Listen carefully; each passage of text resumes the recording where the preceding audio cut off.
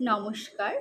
আজ 22শে শ্রাবণ বুধবার, বিশ্বকবি রবীন্দ্রনাথ ঠাকুরের প্রয়াণ দিবসে উনাকে আমার অন্তরের অন্তঃস্থল থেকে শ্রদ্ধা এবং শতকোটি প্রণাম জানিয়ে আমি ওনারই লেখা কৃপণ কবিতাখানা পাঠ করার চেষ্টা করছি।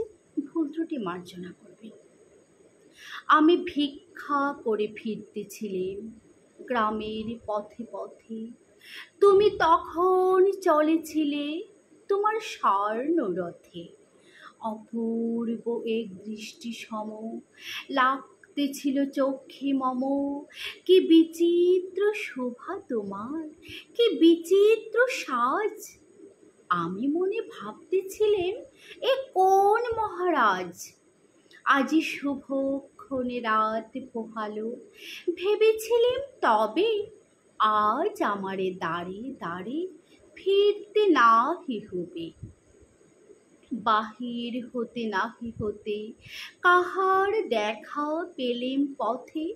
চলিতে রথ ধনধান্য ছড়াবে দুই ধারে। মোঠা মোঠা কুড়িয়ে নেব, নেব ভারে ভারে।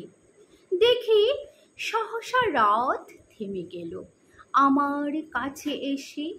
আমার মুখ পানে চেয়ে নামলে তুমি হেসে।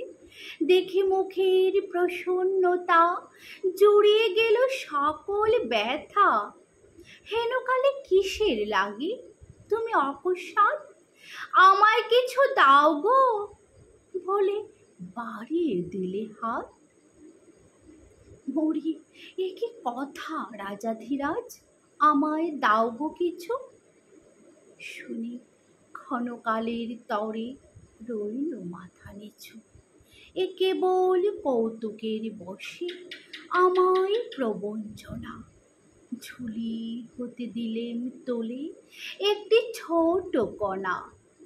যবে পাত্রখানি ঘরে এনে উজাড় করি, একে ভিক্ষা মাঝে একটি ছোট সোনার কণা দেখি।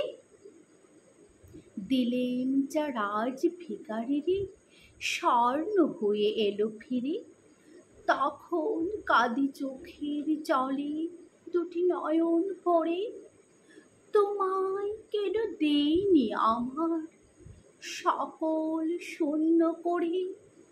তোমায় কেন দেইনি আমার সকল শূন্য করে। নমস্কার, ধন্যবাদ।